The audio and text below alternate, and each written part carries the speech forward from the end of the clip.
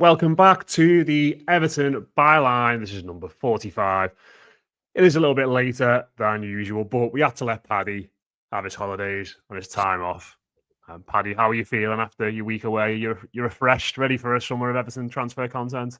Yeah, I'm definitely refreshed. I'm not sure if I'm ready for a summer of Everton transfer content, but I'm pretty sure we'll get it anyway, regardless of my whims and kind of interests. But yeah, all good, all good. This is my first day back in, just over a week, and I expected to come back and kind of, in typical fashion, when I'm away, loads of Everton things normally start happening. So I remember being, I think I've told this story before, but I remember being on a plane getting Wi-Fi as Everton were losing at Norwich under Rafa Benitez, and just think, right, this is the end of Benitez. I mean, we kind of had an idea. We had a piece on his departure ready to go, and we needed to tweak the intro to make it more current, and then press publish. But normally, what tends to happen when I go away is big Everton news breaks, and this time it didn't. So all of that is still to come, I guess. Yeah, I suppose it's good for us that we've not missed any major stories in that sense. But are you, when you're away, you someone who will just switch everything off, or can you not resist the odd little check of news now or Twitter to see if anything's been going on? Well, like I can't switch off totally, because it is both a job and an interest, in the sense that if I wasn't working at The Athletic covering Everton, I would be on the sunbed in Corfu, scrolling through news now, or whichever website's looking for the latest Everton news. I mean, what I do is I deleted our kind of internal company comms platform off my phone symbolically for a week, just so I couldn't get pulled back into that stuff. So let's see what hits me when I log on this morning and look at all those messages. But I found myself increasingly getting dragged into it. I mean, like, I was expecting some form of update on contracts, and they only came on Monday, and it probably wasn't as strong, perhaps as some people would have expected. Certainly not when I went away. So I was kind of a little bit curious, like, what's going on here? And then I'm like, should I start messaging people to try and find out what's happening with these? And it's just like, so you do like start to get drawn back into it. I mean, like, I'd book the holiday thinking this was going to be the quietest period of the season, and we have to do that with work. We're looking for opportunities to go away, really. And early June, given the PSR window at the end of June, and given what happens later in the summer with pre-season, trips away, transfers accelerated, early June felt like the ideal time, and I suppose it was, but I got lucky there. Yeah, we have a joint calendar at home, like me and my wife, and like all the stuff we book is like sort of got to be based around Everton. I'm sure there's people out there who listen to this who do that anyway, just because it's like such a passion for them. But I feel like sometimes Chelsea gets a little bit sick of asking me, like, is there any chance this fixture can get moved? Because, you know, we want to go to this wedding. There's a wedding we're meant to be going to. I know we're just going off on a tangent here, but there's a wedding we're meant to be going to on the Friday night of the first weekend of the season. And I've already made it abundantly clear, that if our first game is at home and it gets put on the Friday night, then the wedding is off for me, essentially. I'm not going to be going. Well, I've got similar cases, because the second week of the season we're meant to be at a festival, and I've already told my girlfriend that if Everton are at home in the first game of Bramley Moor the week of the festival, then she can give somebody else my ticket. So there's one. And then first week of the season, we've been invited to a wedding as well, and I've postponed the RSVP. The RSVP was until, I think, middle of June, and I've responded saying, would you give me until the 18th when the Premier League fixtures come out, just so I know for sure? And I think people must get really frustrated with that, but like, I genuinely cannot plan that far ahead in my job, and it'll be the same with you, because it revolves around the fixture list.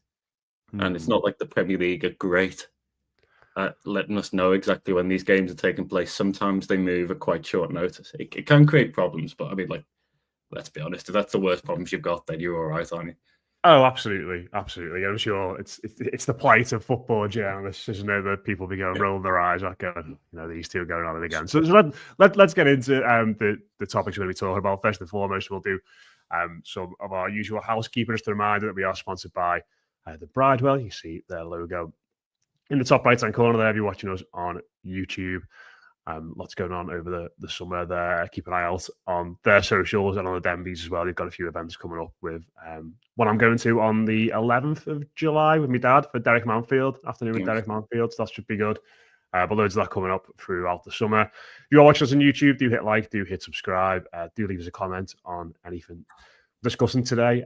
The Blue Monday lads, Paddy, getting well more comments than us. So I want those out there that listen to the byline. Nice comments.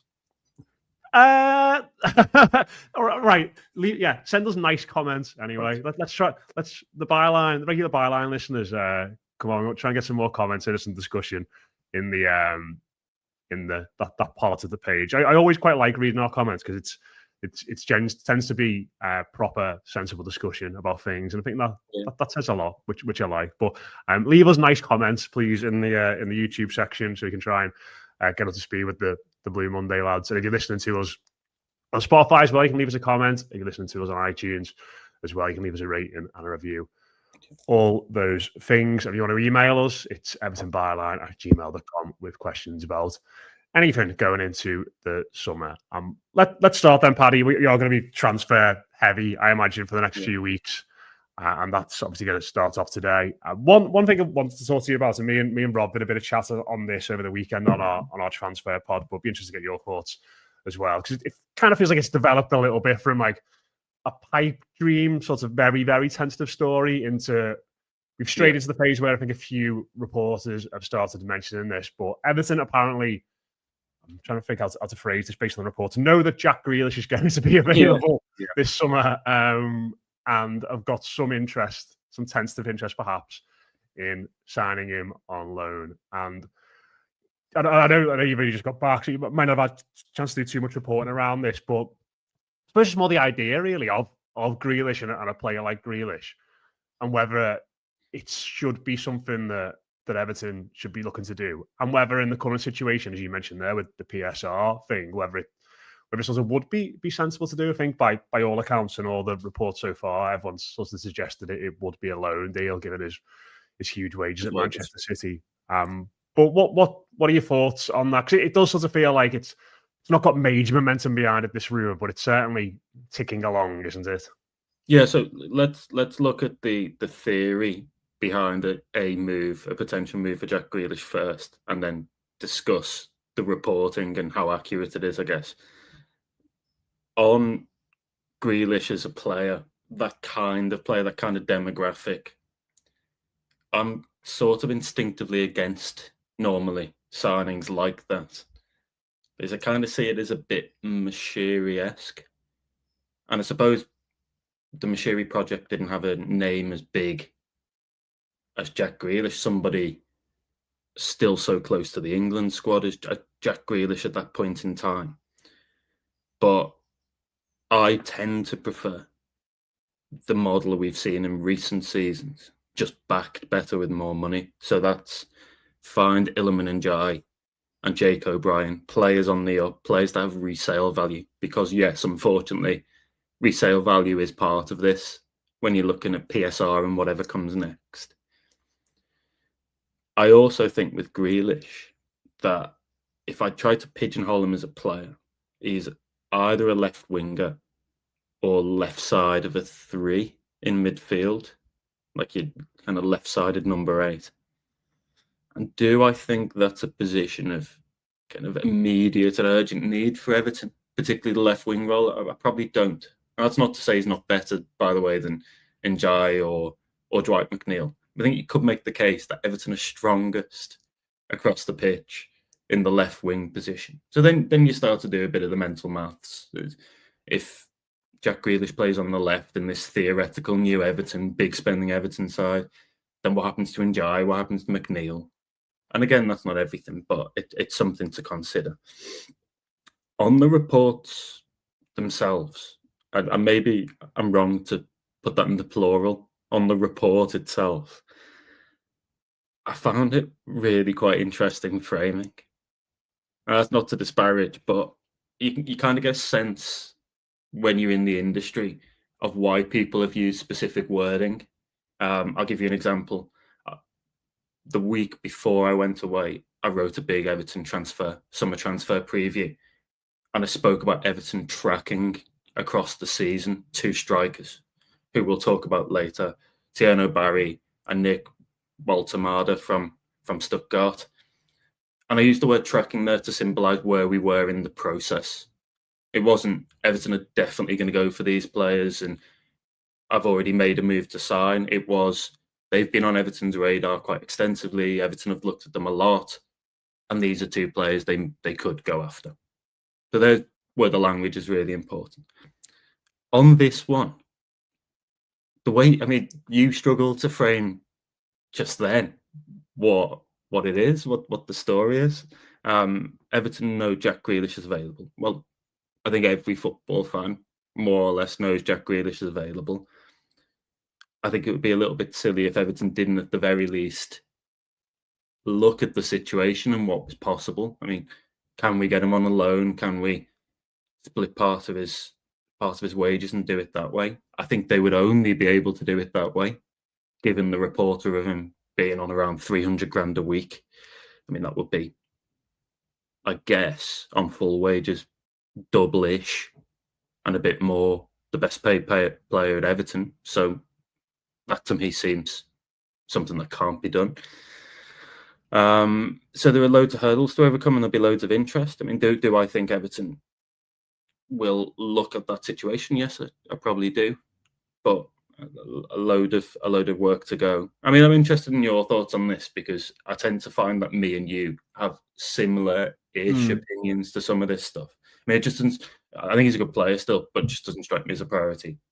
Yeah, I sort of like jokingly tweeted out last week that I admire people who think this should like work and have watched Everton sort of fall into financial ruin over the past few years and still want us to go down this. And maybe that's not quite right. Actually, the more I've thought about it, and I'm like, because obviously Everton are in a different position now compared to what they were under Farhad Bashiri. And maybe Grealish isn't.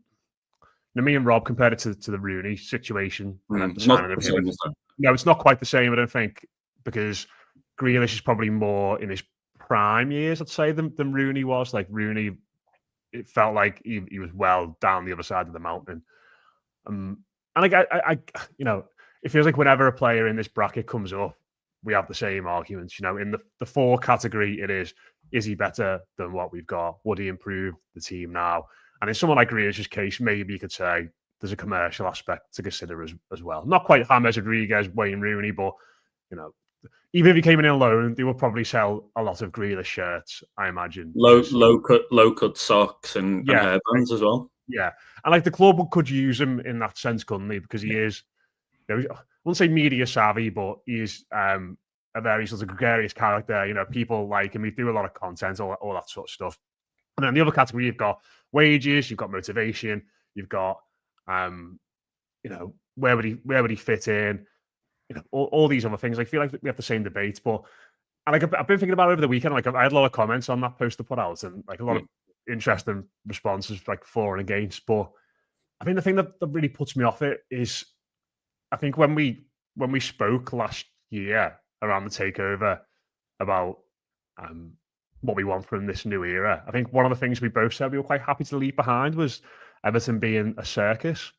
And it kind of feels like if Grealish came in, it would be a bit of a circus in the sense that, you would have all that talk, you'd have all the buzz around it. And it'd be great for us to come on here and talk about a player like that. And like journalistically, it'd give us loads to write, give the lads loads to write about to the Echo, give you loads to write about. We could talk about him for weeks and weeks on shows on here. But I don't know if it's what we need. Like, I just feel like, Rob used the phrase on the transfer podcast of the weekend, which I think is great. He wants to see sexy competency from Everton this summer. Like that's where I'm at with it as well. So, like, would he come in and add something from a playing perspective? Of course. Like, would we all fall in love with him when he does these daft things in training and his interviews and all that? Like, of course, we'd get swept up straight away. But I don't think Everton need that that sort of furore around him at the moment. And I think ultimately as well, like just from a purely playing perspective, if Everton have got, say X amount of room in their wage budget this summer, bringing him in on loan is still going to take up a good chunk of that. Say if Everton have got 500,000, 600,000 pounds worth of wage room this summer, and he's coming in and paying, 150 grand, like that's a good chunk of money a week for someone who is not here permanently, is coming in potentially in a position which we've got bodies already. And when you look at the squad, you go, we haven't got any right wingers at all. I think we're a few days away from having one senior centre forward. We've got one left back. It feels like there are other areas where, listen, it might not be exciting signing a backup left back or a lad to come in and compete with better, or two right wingers who maybe are a bit underwhelming, but you need those bodies in the squad. And I think Grealish could potentially have a negative knock-on effect in that. And it's not exciting. It's not, it doesn't get the pulse racing necessarily, but that is what it's all about for us this summer. There's going to be loads of work to do and loads of bodies to get through the door. And I think Grealish maybe would hamper that rather than enhance it. I like the fact that you referenced the kind of the media perspective in general on this, because me and you really should be predisposed towards this, shouldn't we? In terms of like what it would do into headlines, articles, all that kind of stuff. Like you say, so much content there, and it would all do really well because he's a big name. It's simple as that. But I also look at him as a bit of a reclamation project, given where he's been at City. And I suppose the big question now is Jack Grealish, and I'm at pains to say this, but is he over the hill? Has he had his best years already at Villa and then moving to City initially? And is he now on the decline?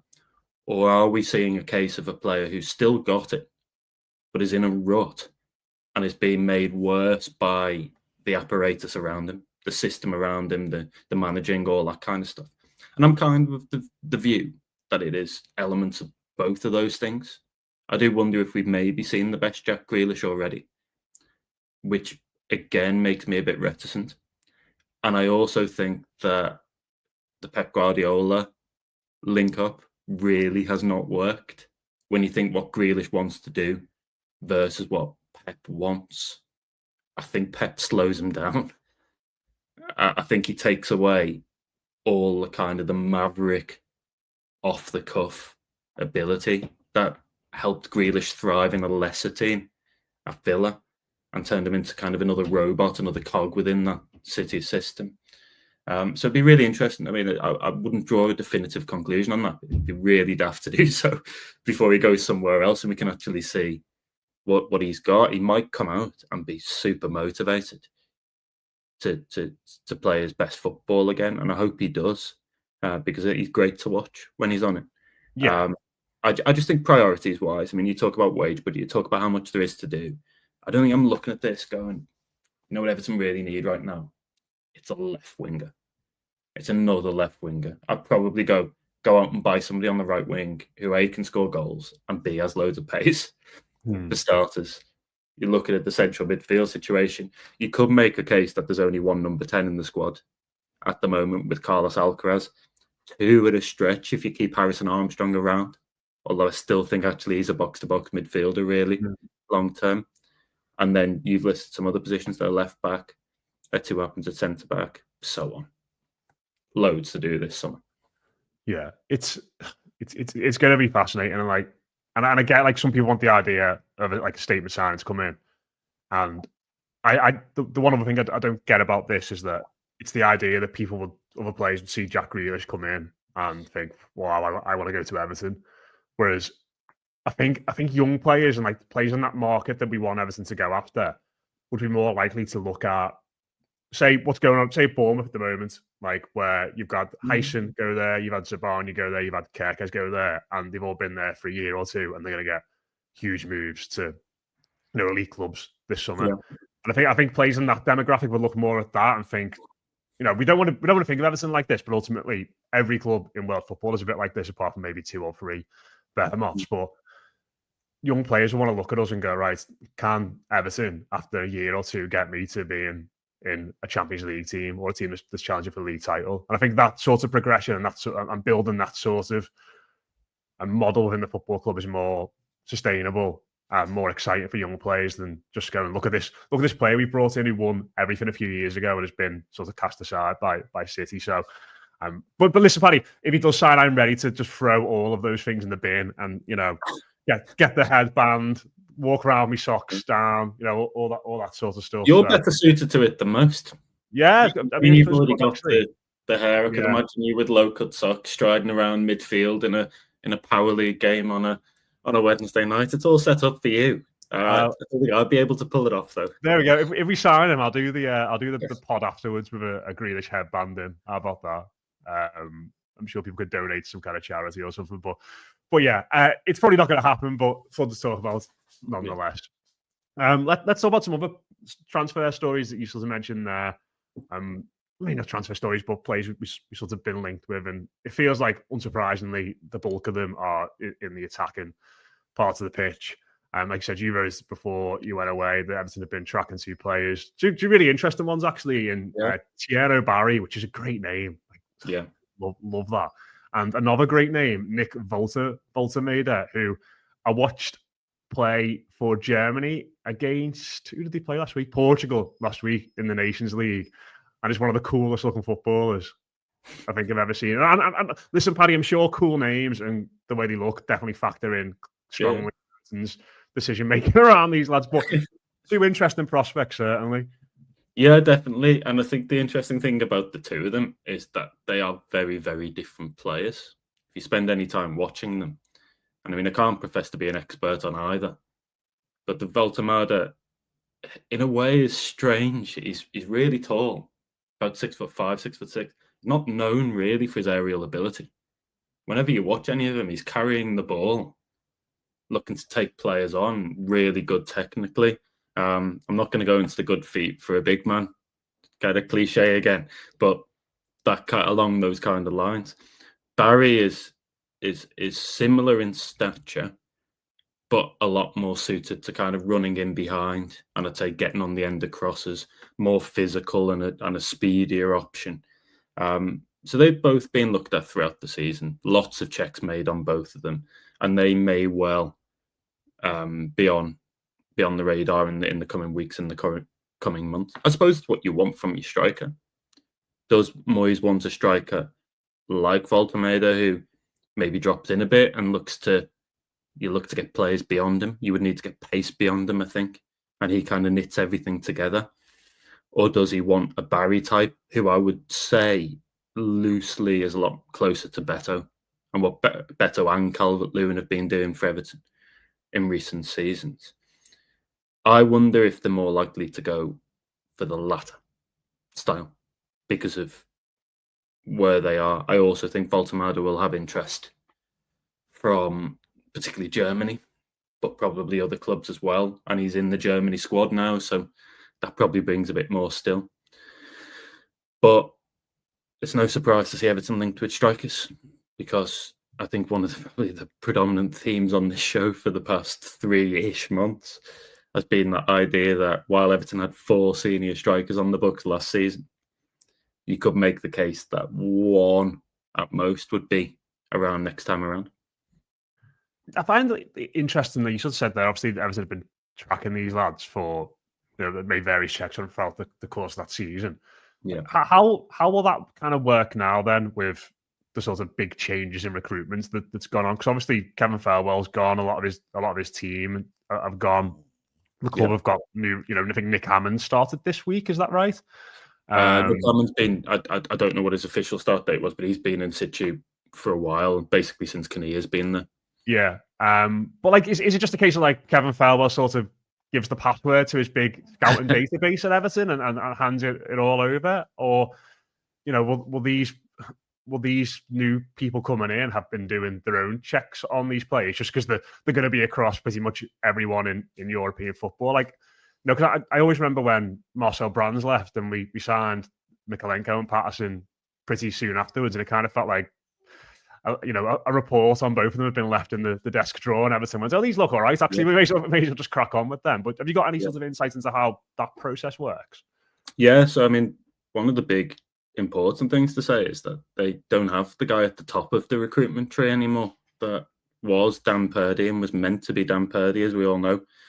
And they are in the process of trying to hire a successor. I mean, one of the other things I did in that transfer piece was I said that a guy called James Smith at Manchester City in an equivalent role is now probably the leading contender for that position. But last I checked, it wasn't all completely done yet. So they've got a scouting team that maybe just needs somebody at the top of the tree to bring it all together. And those scouts will still be compiling reports, watching games. Players are on a radar over a period of time. So I wouldn't expect all of those players to drop off. What I would imagine will happen is that there are different priorities from the decision makers at the top, and they start to foreground different elements and different attributes. So there we spoke about, say, Voltemeda and Tieno Barry.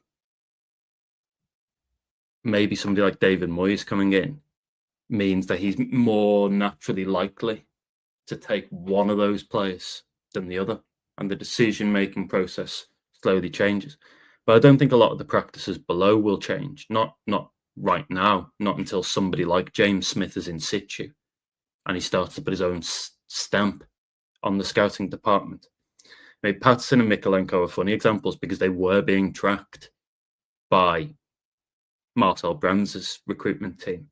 But I know for a fact that certainly Patterson was not being tracked as a first choice. And I don't believe Mikolenko was being tracked as a first choice either. These were seen as players who might be good for one of the two squad roles and might be able to grow over time. But throwing them in straight away would be too much to handle. So my wish is that we get that recruitment piece in place straight away. I think it's important to stress with somebody like Nick Hammond, who's coming in, that most of his work, if not all his work, is going to be on negotiating the deals with players out of contract, with other clubs, that kind of thing. So there's a lot to be done there. But this is why it's important to get people in place as quickly as possible. This is why it wasn't ideal that Everton had this overhaul behind the scenes. It's not to say it can't be better. And in the medium and long term, it won't work out very well. But I think when you have upheaval this close to a window and this close to a key window, then it leaves people playing catch up a little bit, in my opinion. I suppose with that in mind, like I imagine will, and when I say they, I mean the new recruitment team will have to lean on a lot of what's kind of been there and done already, and that kind of groundwork. And a lot of the scouts, and all the scouts are still there. What's happened is that Dan Purdy's gone. I mean, let's see if they try to take anybody else from within that Everton scouting system, because now you've got Kevin Thelwell as director of football at Rangers, you've got Dan Purdy below as technical director, and they might want to try and take some of those Everton scouting pieces. But a lot of the scouts are still there and will still be feeding in targets. It is, as I say, only if the new guy comes in, and let's say for argument's sake it is James Smith, even though it wasn't done completely last I checked, and he might look at this and go, well, actually, we want to place emphasis on something different in our scouting network, or we want to have more coverage in this part of the globe, or whatever else. But ultimately, I think this summer, the key decision makers here are Moyes and Kinnear. At least Kinnear in terms of signing off what's taking place, and then funneling it further up the chain to the Friedkin group for final kind of categorical sign off.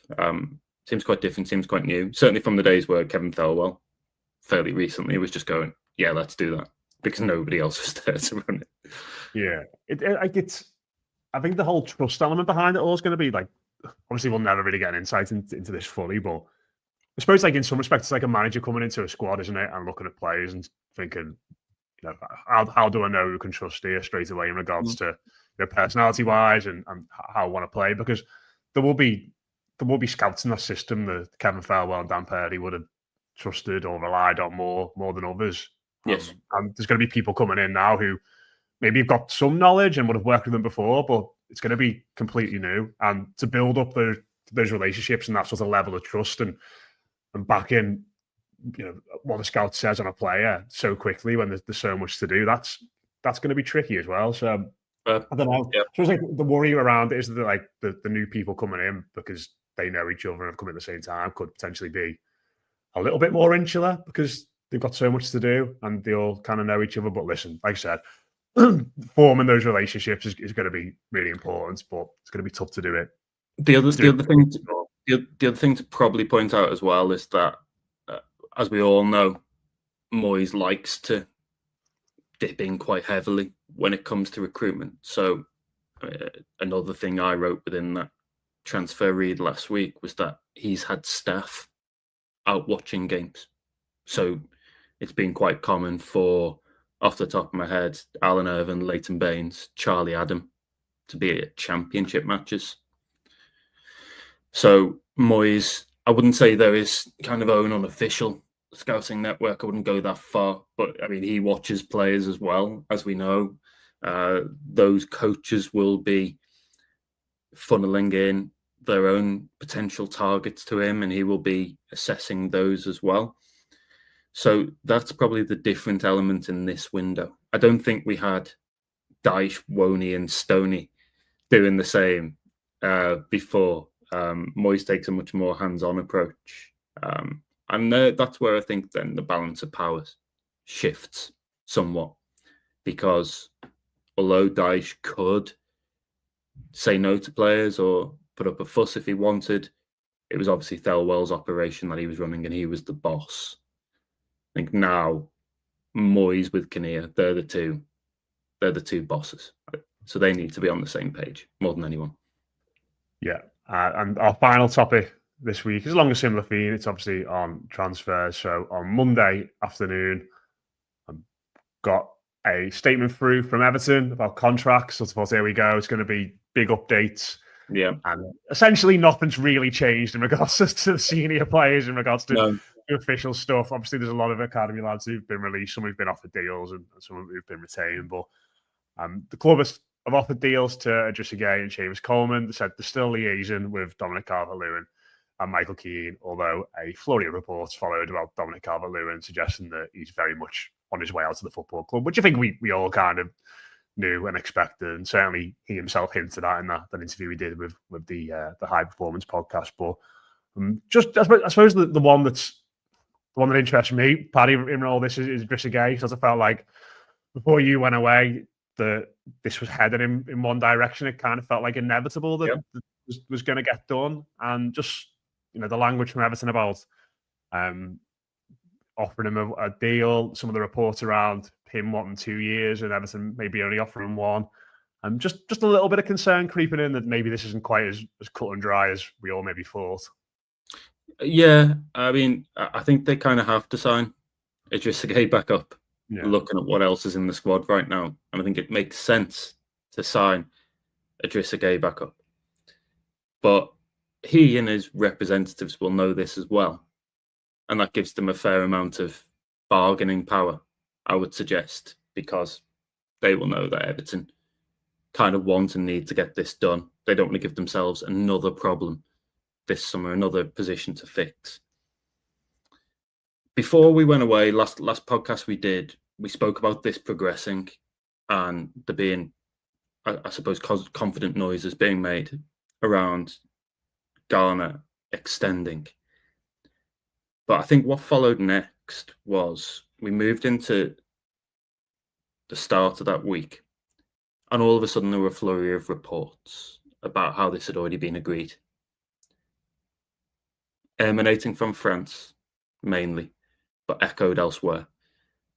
And I think those reports were premature.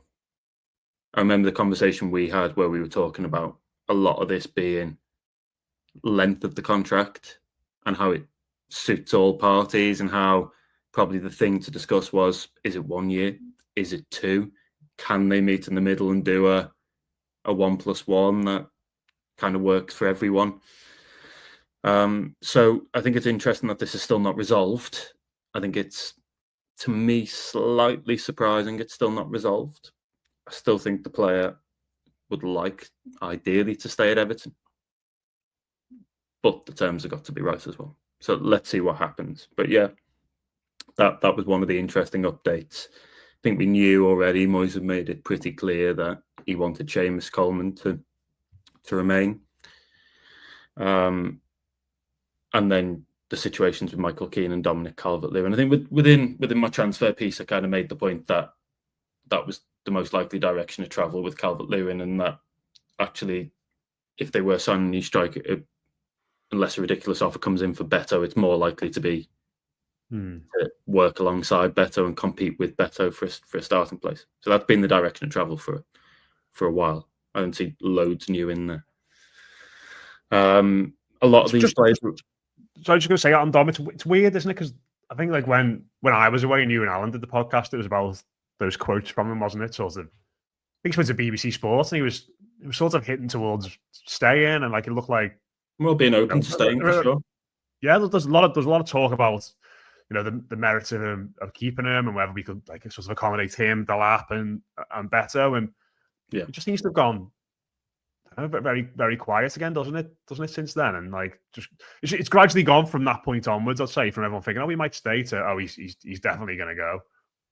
But it's how this looks in reality, isn't it? So I mean, he can say everything he wants, but ultimately, people get around a table in this. That's true, yeah. Hypothetical, mythical negotiating room, and if they're not all aligned on what needs to come next and what the money looks like and what the sporting project looks like, then sometimes we don't get the outcome that maybe people had anticipated from the quotes.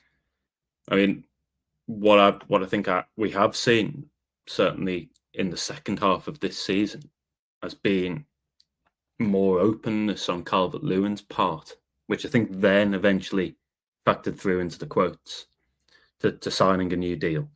That was never to say that any of this is done and dusted. I mean, look, Everton have offered contracts to other players that at the moment haven't yet been signed. And the Michael Keane situation is what it is as well. That process is still ongoing. So sometimes the outcome isn't maybe what people would have expected from the quotes. And the other point here is that this is on the whole, this is a slow start to the window, because not just me as a journalist, but a lot of managers like Moyes and staff and players will all take this opportunity to go away as well. This is like the fallow period in the footballing calendar. Some people are doing deals, but not many. So Idrissa Gueye, for example, has been with Senegal. Other players have been on international duty. Moyes will have taken some time off. So that sometimes when we think a little bit, logistically things go slower for that reason.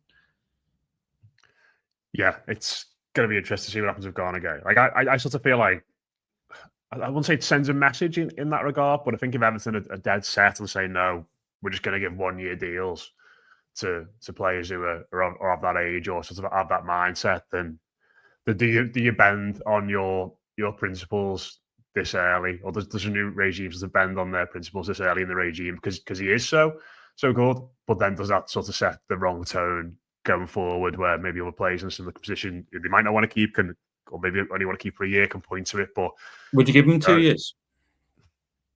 Yeah, I think I would, because I think my concern with him coming back was always that when his legs start to go, what's left? Because I think that sort of energy was always a big part of his game. Well, it still is a big part of his game, isn't he? Still a very energetic player. But I feel like he's shown enough over this season in particular that there's a lot of cerebral things there as well, which he could bring to the team. So he's not going to be solely reliant on his... I mean, it's still a big part of his game, don't get me wrong, but he's not going to be solely reliant on his physicality.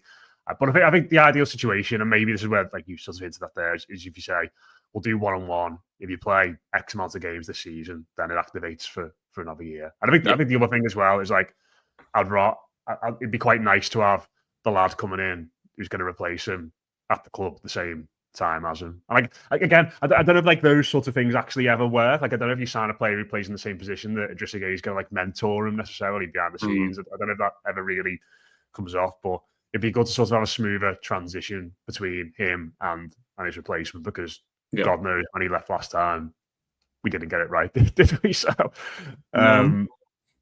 it's tricky, and I I get why Everton want 1 year, but I think in this situation, because he is so important and we are so light in midfield, and we are losing some big characters in that dressing room this summer. I think if he absolutely refused to do a 1-on-1, I think I'd go for the 2, just because of all the other amount of change that's going on at the football club this summer. You see, 2 years makes me uneasy for a player of his age, because I do think he's 35 now. He's going to be 36, I think, in September. Right. Makes me slightly uneasy there. So I actually think Everton are right to try for an initial 1 year deal.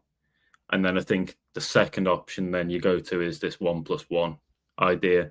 And maybe if there's an insistence on 2 years, then there's a discussion. But I don't think really normally in terms of best practice, you want to get to that position. No. I suppose you could make the case that Idrissa's not an ordinary player given what he's doing at this age anyway. But I think the decline can be quicker and steeper at his age.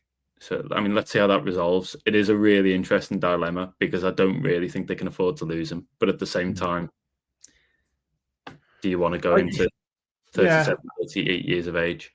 It is tough. But I suppose like they've just had a lad there, and Ashley Young, who's playing well, close to his 40s. Like, I think they will have the data, won't they, on his fitness. They'll know about his injuries and anything that could potentially flare up. And I think as well, like I think when players get to that age, some of them just need to play, don't they, every week to sort of keep at that level. And others are fine being dropped in and playing every now and then. You know, I remember Jackie Elka was always great at that, like late in his career. Like you wouldn't see him for months. And then he'd just come into the team from nowhere. And like you'd be like, oh, Jags is coming in, but he's not playing for months and you panic, but he'd be fine. Like you just crack on being parachuted. Is that the reverse Beto? Is that because Beto, when he's not played for a while? Yeah, exactly. Yeah, he's awful off the bench, isn't he? Whenever he comes off the bench as well. Beto takes ages. Yeah. Again, like Everton will know all this, won't they? But the thought of him walking away for free this summer and our only senior midfielder being James Garner, like that just gives you a lot, doesn't it? You've got to sign 3 central midfielders then.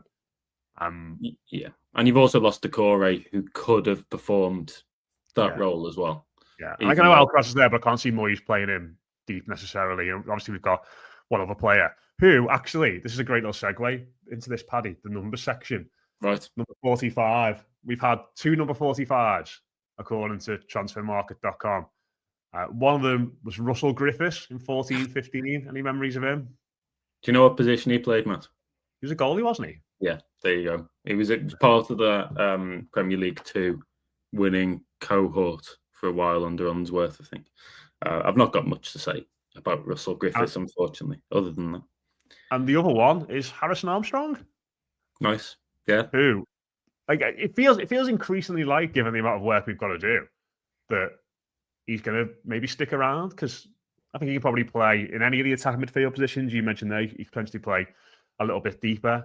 And I think certainly, obviously a lot depends on how he looks in pre-season and what Moyes sees behind the scenes. But I don't know, it just feels like with so much to do, it can't really hurt to have him as part of the squad. Well, you keep him around for now, don't you? And then you make a decision based on what's best for both Everton and the player later in the window when you see where you are. So for argument's sake, if Everton re-sign Idrissa Gueye and then bring in another 1 or 2 competent midfielders, then the path to regular first team minutes might be blocked for Harrison Armstrong. And in that case, somebody like me, and I guess lots of people close to Armstrong himself, would be petitioning for a loan. They would see that as the best way forward. I would agree with that, because he needs to play and he needs to play regularly. Everton have a really promising player here, but he can't just be allowed to drift and to get bogged down in the Premier League 2 or on the bench, not playing enough minutes. So a lot will depend on, I think, A, how he does in pre-season, and B, most importantly, the other work that takes place on the squad. I think ideally, probably he goes on another successful loan. I think he is in a similar category to, and I'm not saying they're exactly the same or exactly the same points in the career, but Chamiti he's another one where I look at it and go, if he goes into next season as second choice striker, which I think is unlikely, by the way, unless Everton miss out on loads of targets, then maybe you understand him sticking round. But if he's going to be third or fourth, let's say third, then I'd probably be advocating for a loan as well for him. Yeah. He's another one who has to play after last year. Yeah, he definitely needs to. Yeah, after all those injuries, he really needs just some regular football. So I would completely agree with you on that. But so they to me are in the same box of wait and see what happens in the window, and then make a decision later on in the window. It may involve a loan, in theory, if Everton do the business they need to do. Yeah, there we go. I'm sure we'll have lots to look forward to on deadline day. The scramble for Harrison Armstrong on a temporary basis. Let's wrap it up there then, mate. Good to be back. Sorry it was a little bit later than usual. We'll get back into the swing of things over the next few weeks, I'm sure, as the transfer activity ramps up. Just a reminder, we are sponsored by the Bridewell pub in town. If you watch us on YouTube, do hit subscribe, do hit like, and leave us a comment. Let us know your thoughts on the Grealish thing in particular. Be really interesting what people think about that and what side of the fence they're on, or anything else we discussed today. And if you're listening on Spotify, do leave us a 5-star rating. If you're listening on Apple or iTunes, you can leave us a rating and a review. So cheers for tuning in. That was Everton Byline 45. We'll be back again next week. Up the toffees.